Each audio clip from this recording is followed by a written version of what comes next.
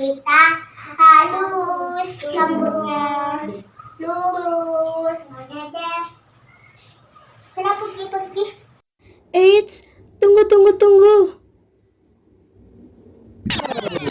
Teman-teman, apakah teman-teman sering melihat kejadian seperti ini?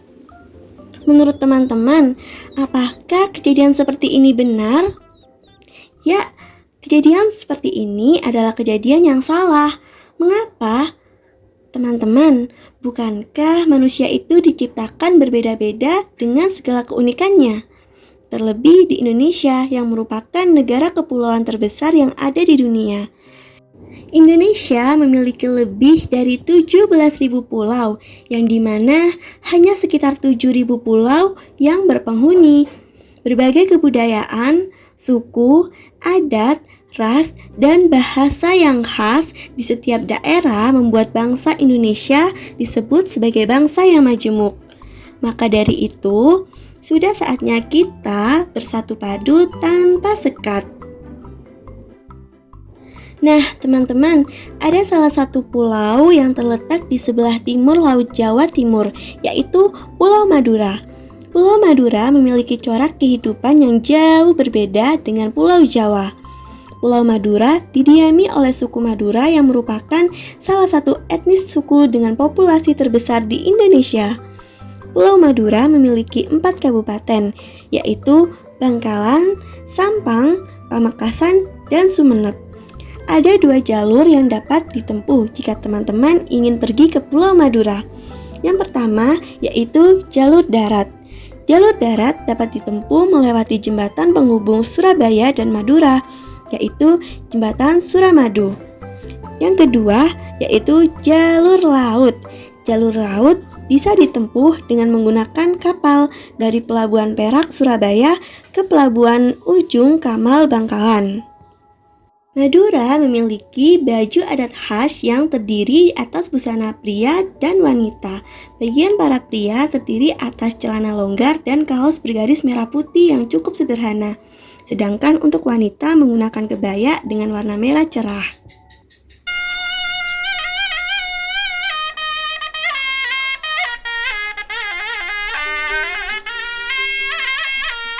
Saat memasuki kota Bangkalan, kita akan disambut dengan patung selamat datang. Kota Bangkalan memiliki alun-alun kota yang terletak di Demangan Barat, Kecamatan Bangkalan, Kabupaten Bangkalan, yang berjarak 2 km dari pusat kota.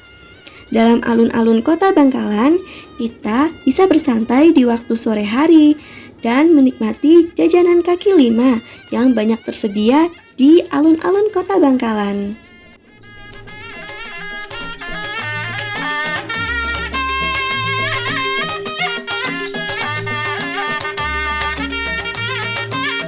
Di dekat alun-alun Bangkalan, terdapat Masjid Agung Bangkalan yang dibangun pada tahun 1819 oleh Sultan R.Abd Qadirun.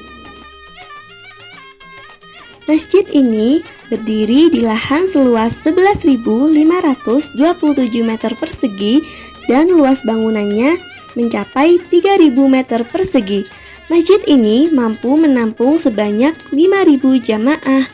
Masjid Agung Bangkalan ini menyandang nama resmi Masjid Agung Sultan Qadirun Bangkalan, dinisbatkan kepada nama pendirinya, meskipun lebih dikenal dengan nama Masjid Agung Bangkalan.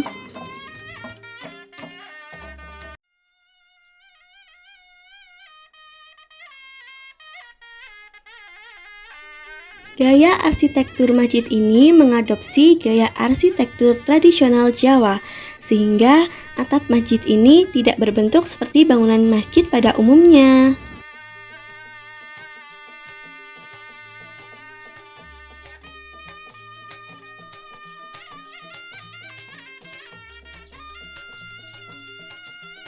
Nah, di kota Bangkalan terdapat kelenteng En Angbyo yang merupakan salah satu dari 3 kelenteng tua yang ada di Pulau Madura.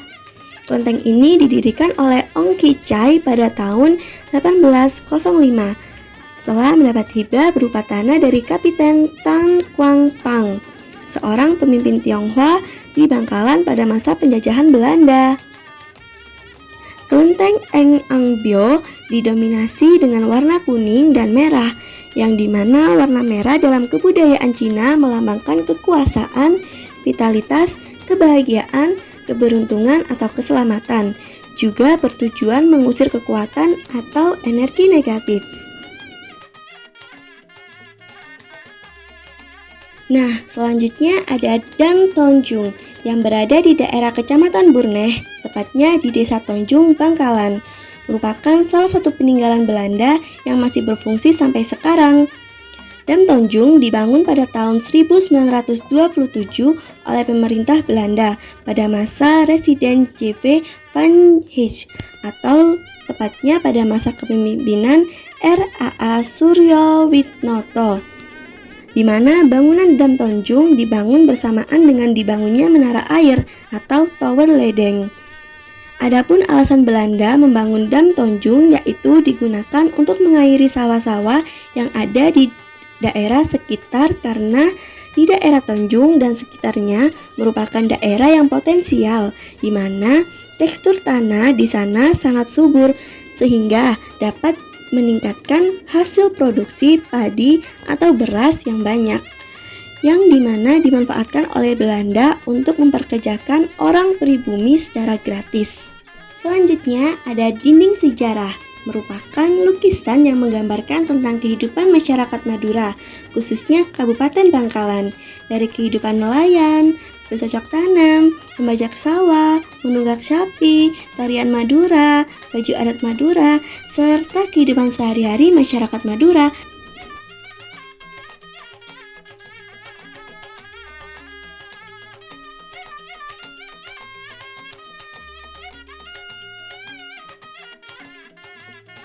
Nah, jika berbicara tentang Pulau Madura, pasti tidak lepas dari budayanya yang masih sangat kental.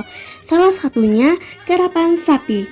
Karapan sapi termasuk salah satu jenis kesenian, olahraga, atau permainan tradisional yang rutin dilakukan masyarakat Pulau Madura. Ada dua versi mengenai asal-usul kata karapan atau kerapan. Dilansir situs Kemendikbud, yang pertama, istilah kerapan berasal dari kata kerap atau kirap yang artinya berangkat dan dilepas secara bersama-sama atau berbondong-bondong. Sedangkan versi kedua yakni kerapan berasal dari bahasa Arab kirabah yang artinya persahabatan. Pada perlombaan tersebut, sepasang sapi menarik sejenis kereta dari kayu tempat joki berdiri dan mengendalikan pasangan sapi itu. Pasangan sapi dipacu untuk adu cepat melawan pasangan-pasangan lain. Trek pacuan biasanya sekitar 100 meter dan lomba berlangsung sekitar 10 detik hingga 1 menit. Digelar setiap tahun pada bulan Agustus atau September. Lalu akan dilombakan lagi untuk final pada akhir September atau Oktober.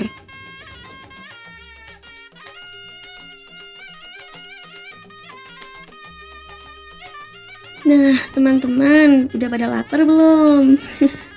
Selain sate Madura, Madura memiliki makanan tradisional yang sangat populer sampai keluar Madura, yaitu tajih sobi, merupakan makanan sejenis bubur yang terbuat dari tepung ketan, tepung beras, gula merah, santan, dan lain-lain. Yang menarik dari tajih sobi adalah perpaduan antara bubur mutiara, bubur sumsum, dan beberapa olahan tepung kanji serta lupis.